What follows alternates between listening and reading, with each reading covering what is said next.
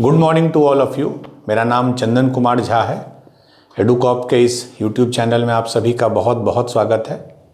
जैसा कि आप सभी जानते हैं, इस चैनल पे जेई मेंस, जेई एडवांस्ड और नीट की तैयारी होती है, जिसमें फिजिक्स आप लोगों को अजीत सर पढ़ा रहे हैं, जो अभी फ्लूइड मैकेनिक्स पढ़ा रहे हैं। मैथ्स में हम लोग पेयर ऑफ स्ट्रेट लाइंस कर रहे हैं, जो कि आज कंप्लीट होगा। कल से नेक्स्ट क्लास से हम लोग सर्कल, जो कि जेई मेंस एडवांस्ड के लिए one of the most important topic है, वो स्टार्ट करेंगे। पेयर ऑफ स्ट्रेट लाइन में हमने 3 लेक्चर अभी तक लिया है। पहला और दूसरा लेक्चर में हमने वैसे पेयर ऑफ लाइंस को डिस्कस किया जो ओरिजिन से पास होते हैं, एंड थर्ड लेक्चर में हमने जनरल पेयर ऑफ लाइन को डिस्कस किया जो ओरिजिन से पास नहीं भी होते हैं, तब कैसा जनरल इक्वेशन होता है। आज हम लोग एक छोटा सा टॉपिक पढ़ेंगे जो लास्ट टॉपिक रहेगा इसका,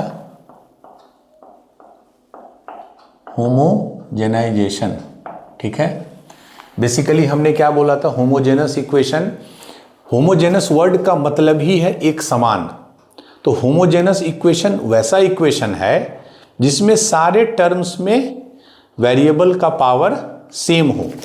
जैसे ये एक होमोजेनस इक्वेशन था जो हमने फर्स्ट और 2hxy प्लस by² क्यों, इसमें देखिए x का पावर 2, इसमें x का 1, y का 1, टोटल 2, इसमें y का 2, टोटल 2। तो पावर जो है सारे टर्म में सेम है, दैट्स वाई इट्स होमोजेनस। दूसरा जो हमने जनरल पढ़ा था, ax² plus 2hxy plus by² plus 2gx plus 2fy plus c बराबर 0। ये ऐसे पेयर ऑफ लाइन को रिप्रेजेंट करता है जो ओरिजिन से पास नहीं हो रहे हैं। तो इसमें देखिए यहाँ पावर 2 है, यहाँ 2 है, यहाँ 2 है, ये तक तो ठीक है। अब यहाँ देखिए, यहाँ पावर 1 है, सिर्फ x का एक ही पावर है, y का 1 है, यहाँ तो कोई वेरिएबल है ही नहीं, पावर 0 है। तो क्या सारे जगह पावर सेम है? नहीं। तो ये होमोजेनस इक्वेशन नहीं है। ठीक है, ये होमोजेनस इक्वेशन है। It represents 2 straight line passing through origin, it represents 2 straight line not passing through origin. तो होमोजेनाइजेशन मतलब क्या करते हैं हम लोग, एक होमोजेनस इक्वेशन कैसे हम लोग क्रिएट करते हैं इससे। मतलब ये आपको इक्वेशन दिया हुआ है जो कि एक नॉन होमोजेनस है, how to convert this non homogeneous into homogeneous equation. यही हमारा होमोजेनाइजेशन का मतलब है। ठीक है, ये इंपॉर्टेंट कंसेप्ट है। ठीक है, ये इसको पेयर ऑफ स्ट्रेट लाइन तक ही आप मत सीमित रखिए, ये आगे भी इसका मैं आपको थोड़ा सेटअप बता दूं। ये मान लीजिए आपका x एक्सिस है, ये y एक्सिस है, ये ओरिजिन है। ठीक है, ये कोई भी एक कर्व है। ठीक है, कर्व है, वो स्ट्रेट लाइन नहीं है, कोई भी एक कर्व है जिसका कि जनरल इक्वेशन है ऐसा है।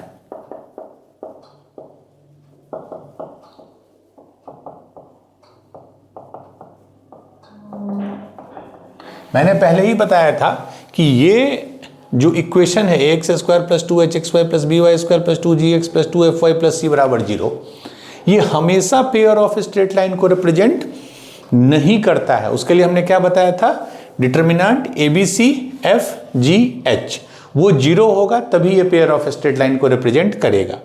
ये कभी कभी सर्कल को भी रिप्रेजेंट कर सकता है, वो हम लोग पढ़ेंगे जब कोनिक सेक्शंस पढ़ेंगे।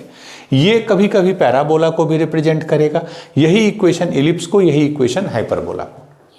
किस केस में क्या रिप्रेजेंट करेगा वो अलग अलग कंडीशंस हैं।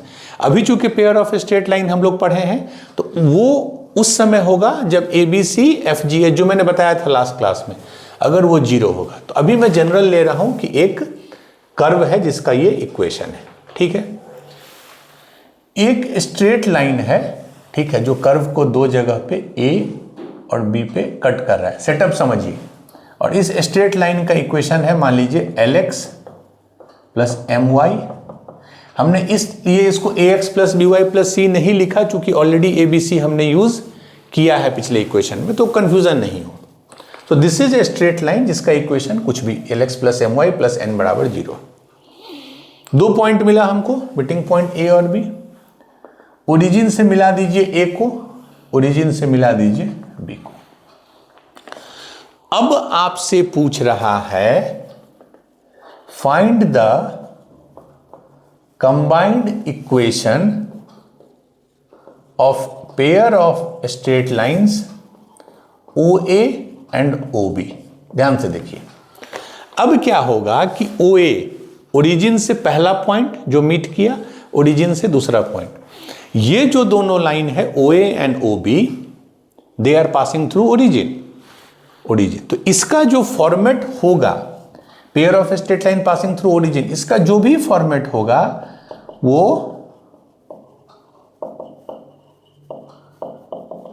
वो इसी फॉर्मेट में आएगा। क्योंकि अभी हमने पढ़ा था फर्स्ट और सेकंड लेक्चर में कि जो भी pair of straight line passing through origin होता है उसका जनरल फॉर्मेट यही होता है, ax square plus 2hxy plus by square बराबर 0। तो OA और OB का हम कैसे इक्वेशन कंबाइंड निकालेंगे, this is the crux, this is the agenda of this topic. तो इसमें बेसिकली क्या करते हैं कि जो भी हमारा इक्वेशन है कर्व का, मेन कर्व का जो भी इक्वेशन है, we try to homogenize it. मतलब इसको हम अभी होमोजेनस नहीं है, देखिए 2 2 2 1 1 0। अब इसको हम ट्राई करेंगे कि ये एक होमोजेनस इक्वेशन बन जाए, और वो जो होमोजेनस इक्वेशन बनेगा that will be the combined equation of OA and OB। लेकिन कैसे हम इसको, कैसे किसी चीज को हम नॉन होमोजेनस को होमोजेनस कर सकते हैं? तो हम लोग क्या करते हैं, उसमें जो स्ट्रेट लाइन है उसको देखिए, Lx plus My plus n बराबर 0 है, तो हम ये लिख सकते हैं Lx प्लस My बराबर माइनस n। क्यों? n उधर चला गया। अब सबको माइनस n से डिवाइड कर दीजिए,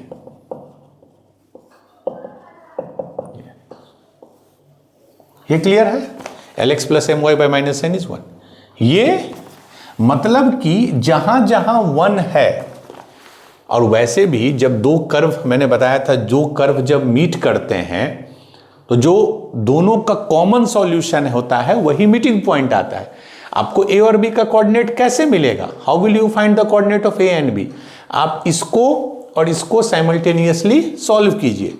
साइमल्टेनियसली सॉल्व करने का मतलब ही है मीटिंग पॉइंट मिलना। ऐसा पॉइंट मिलना जैसे A को देखिए, A इस लाइन को भी सेटिस्फाई कर रहा है, कर्व को भी, B इस लाइन को भी सेटिस्फाई कर रहा है, कर्व को भी। तो जब हम इन दोनों को कंबाइंड सॉल्व करेंगे तब जो हमको x और y का कोऑर्डिनेट मिलेगा, वैल्यू मिलेगा, वही A और B का XY कोऑर्डिनेट होगा। ये आप ऑलरेडी बहुत बार देखे हैं। तो 1 की जगह हम Lx plus My divided by minus n लिख सकते हैं। ठीक है, चलिए, तो ये सेटअप आप समझ गए।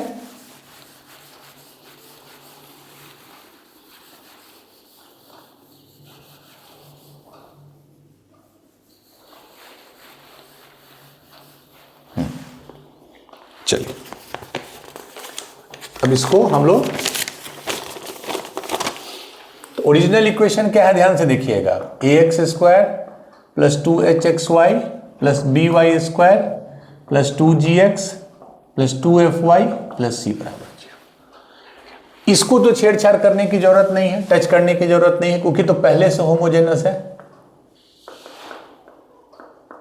अब देखिए 2gx, ध्यान से देखिए 2gx, अभी इसका पावर 1 है, x का पावर 1 है, आपको इसको पावर 2 करना है। क्यों? क्योंकि हर जगह पावर 2 है। तो इसको हम क्या करेंगे, 2gx को क्या हम यहां 1 लिख सकते हैं? 2gx इंटू 1 तो वही होगा, एंड 2fy को भी 1 से मल्टीप्लाई कर सकते हैं, और c को 1 से नहीं 1 स्क्वायर से मल्टीप्लाई करेंगे। 1 स्क्वायर भी 1 ही होता है। ठीक है, अब देखिए उससे हमारा क्या काम बन जाएगा। अब 1 के जगह हम क्या लिख सकते हैं, Lx plus My by minus n plus ये 2fy था, इसको अलग कर दीजिए। 1 की जगह क्या लिख सकते हैं, Lx plus My by minus n plus c, 1 square, तो इसको हम क्या लिखेंगे, Lx plus My by minus n का स्क्वायर। ठीक है, तो अब देखिएगा ये होमोजेनस हो चुका है, पावर 2 पावर 2 पावर 2। अब इसमें देखिए 2gx है, जब Lx से मल्टीप्लाई होगा तो x स्क्वायर पावर 2, जब My से मल्टीप्लाई होगा तो x और y मल्टीप्लाई हो गया तो 1 और 1 पावर 2। y जब x से होगा तो 1 और 1 पावर 2, y स्क्वायर है पावर 2। इसमें देखिए चूंकि ये स्क्वायर कर रहे हैं तो एक बार x स्क्वायर आएगा पावर 2, y स्क्वायर पावर 2, फिर 2 इंटू एक्स वाई तो 1 और 1 पावर 2। तो ये जो हमारा हो गया ये एक होमोजेनस इक्वेशन ऑफ ऑर्डर 2 हो गया, number 1। It represents combined equation of OA and OB। Picture में देखिए OA AB क्या है, ठीक है, OA एंड OB। ये होमोजेनस इक्वेशन ऑफ ऑर्डर 2 हो गया और ये कंबाइंड इक्वेशन को आपको रिप्रेजेंट करेगा, ठीक है, equation of OA and OB। और इसमें खास बात क्या है, पासिंग थ्रू ओरिजिन। तो इसको, इस पूरे को हम ऐसे लिख सकते हैं ax square plus 2hxy plus by square बराबर 0। मैंने कैपिटल क्यों लिखा, क्योंकि ये a अलग है, ये अलग है। अल्टीमेटली जब इसको आप एक्सपेंड कीजिएगा तो वही होगा ना, कुछ टर्म x स्क्वायर का होगा, कुछ टर्म y स्क्वायर का होगा और कुछ टर्म xy का होगा। तो ये जो है फाइनली इस फॉर्मेट में आ जाएगा। और ये किसका फॉर्मेट है, ये फॉर्मेट है pair of straight lines passing through origin का, और वो दिख भी रहा है। It represents combined equation of OA and OB, ठीक है। तो ये सेटअप समझ ली। और एक बार आपको ये मिल गया, एक बार आपको ये फॉर्मेट मिल गया, तब आपको एंगल बिटवीन द लाइंस आपको पता है, tan theta is 2√h square minus AB by A plus B का मॉड, हम लोग पहले पढ़ चुके हैं। एक बार ये फॉर्मेट आ गया तब तो एंगल बिटवीन द लाइंस क्या हो जाएगा, tan थीटा बराबर 2√h square minus AB by A plus B का मॉड, जो एक्यूट एंगल है। तो इसी तरह हम लोग OA और OB का कंबाइंड इक्वेशन निकालते हैं, आई थिंक, ठीक है। चलिए एक दो क्वेश्चन हम लोग करेंगे, उससे आपको क्लैरिटी हो जाएगा कि कैसे इसको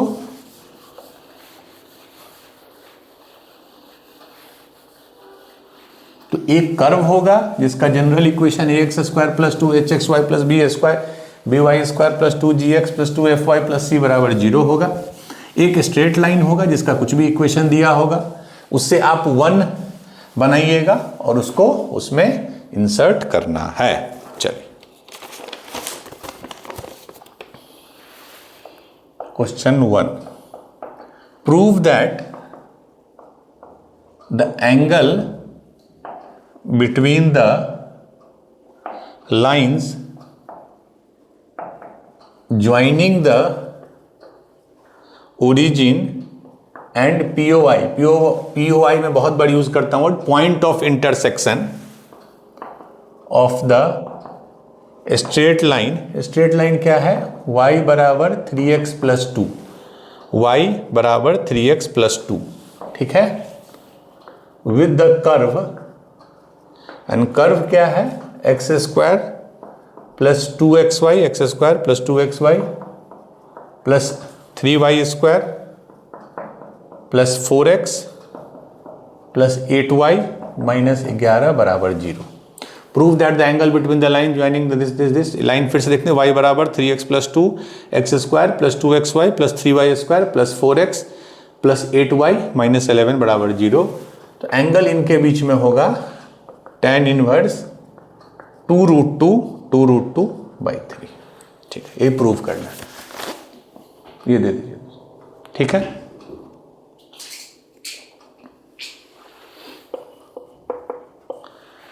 ये पिक्चर क्लियर है आपको, एक कर्व है, एक लाइन है, तो इसको हम क्या करेंगे, पहले इससे हम 1 बनाएंगे, तो इसको हम एक प्रॉपर इक्वेशन में पहले लिखेंगे 3x माइनस वाई प्लस 2 बराबर 0।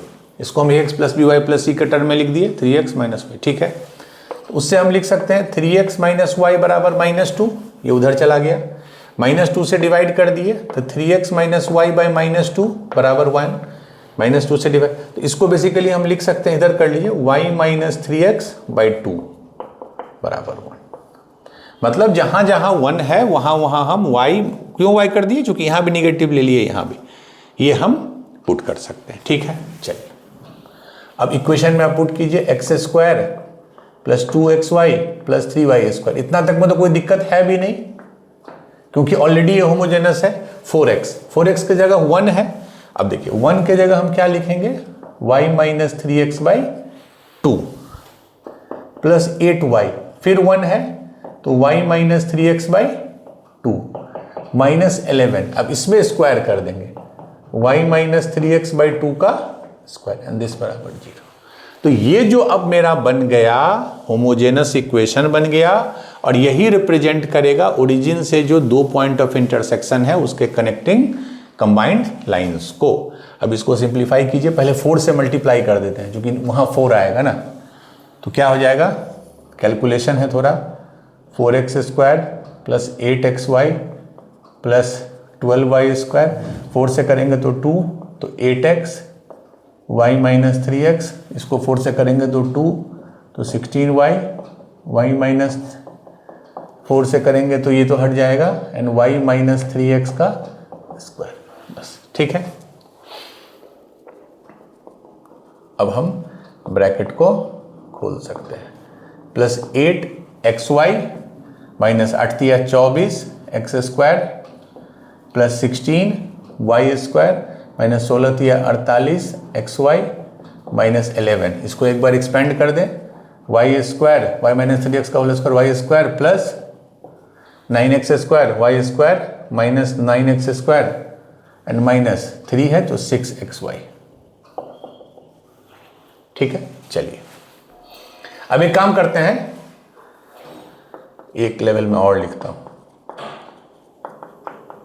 खाली कहीं इन सब में दिक्कत है कि there is a use possibility कि आपसे गलती कैलकुलेशन में हो सकता है, तो वो चीज थोड़ा आप minus 11y square minus 99x square and plus 66xy बराबर 0। चलिए अब देखिए x स्क्वायर का क्या आ गया कोफिशिएंट, इधर से 4, इधर से माइनस 24, तो 4 माइनस 24 माइनस 20 और इधर से माइनस 99, तो माइनस 20 माइनस 99 तो माइनस 119। अब xy का देखिए कोफिशिएंट, x स्क्वायर वाला हटा दीजिए, xy का देखिए, इधर से 8 प्लस 8 16, 16 में 48 गया माइनस 32 और माइनस 32 में 66 जोड़ दिए तो प्लस 34, ठीक है, तो xy भी हट गया। अब y स्क्वायर का देखिए, 12 प्लस 16, 16 प्लस 12 28, 28 में 11 गया 17, तो 17 सब हो गया, सारा टर्म कैंसिल हो गया। अब देख लीजिए ये आपका इक्वेशन आ गया जो कि प्योरली, अब देखिए ये 17 का मल्टीपल है, ये 17 का मल्टीपल है, ये भी होगा ही, 17 छके 102, 17 सते 100। हाँ, तो अब एक काम करेंगे, सबको हम 17 से डिवाइड नहीं करके माइनस 17 से डिवाइड करेंगे। रीजन इज वेरी सिंपल, हम चाहते हैं कि हमको एक्स स्क्वायर का कोफिशिएंट हमेशा पॉजिटिव मिले। तो जब हम माइनस 17 से करेंगे तो ये कितना हो जाएगा 7, और ये हो जाएगा -2, और ये हो जाएगा -1। हम किसे डिवाइड किए हैं, -17 से, तो फाइनल आ गया 7x square minus y square minus 2xy बराबर 0, या इसको हम ऐसे लिख सकते हैं 7x square minus 2xy minus 1, same चीज है। हम बस लेट मी चेक, फाइनल जो आ रहा है वो 7x square minus 2xy minus y square बराबर 0, क्योंकि अब ये होमोजेनस है बिल्कुल। अभी किस फॉर्मेट में है, ax square plus 2hxy plus by square बराबर 0, जो हमने लेक्चर 1-2 में पढ़ा था।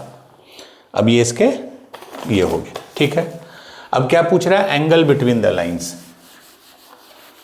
अब तो आपको पता है अच्छे से, इसको हम फिर से यहां लिख रहे हैं, क्या कंबाइंड इक्वेशन है, 7x square minus 2xy minus y square बराबर 0। अब इसको हम कंपेयर करते हैं, क्या है जनरल फॉर्मेट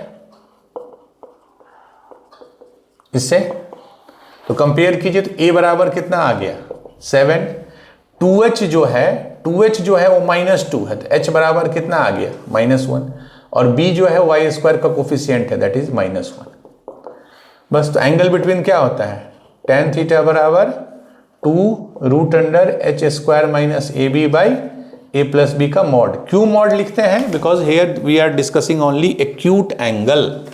चलिए, h स्क्वायर, h इज -1, तो -1 का square is 1, a into B, 7 into -1 that is -7, तो -7 यहाँ भी माइनस है तो 1 + 7 by a + b, 7 - 1 that is 6, तो 2√8/6, तो 2 से 2 कट गया, यहाँ 3 हो गया, और √8 को क्या लिख सकते हैं 2√2/3, तो tan थीटा आ गया 2√2/3, देख लीजिए, तो थीटा हो गया tan इनवर्स 2√2/3, ठीक है। तो जो एंगल है दोनों के बीच का थीटा, अगर tan थीटा 2√2/3 है तो इन्वर्स होता है, वो हम लोग पढ़ेंगे इन्वर्स 12th में, थीटा इज tan इनवर्स 2√2/3, ठीक है। तो इस तरह आप OA और OB के कंबाइंड इक्वेशन को इजीली निकाल सकते हैं अगर आपको एक कर्व और एक स्ट्रेट लाइन दिया हुआ है तो, ठीक है। और जब एक बार होमोजेनस इक्वेशन आपको मिल गया, देन यू नो आप एंगल बिटवीन द लाइंस और बाकी जो भी चीज़ है आप इजीली निकाल सकते हैं। एक और हम लोग छोटा सा क्वेश्चन करेंगे and then we will wind up this class, और अगले क्लास से जो सबसे बड़ा चैप्टर है कोऑर्डिनेट का, that is circle, we will start. चलिए,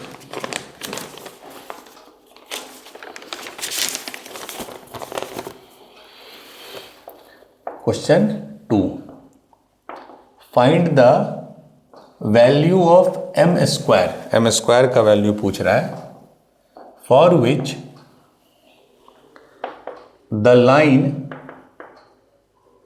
joining the origin to the POI point of intersection of, line क्या दिया है y बराबर mx - 1, y बराबर mx - 1 विद द कर्व, और कर्व का इक्वेशन है x² + 4xy, x² + 4xy + 3y² - 1 बराबर 0। इसमें x और y का टर्म नहीं है लेकिन कांस्टेंट है, x² + 4xy + 3y² - बराबर 0 आर परपेंडिकुलर, तो जो दो लाइन है वो एक दूसरे के परपेंडिकुलर है, x² + 4xy + 3y², ठीक है।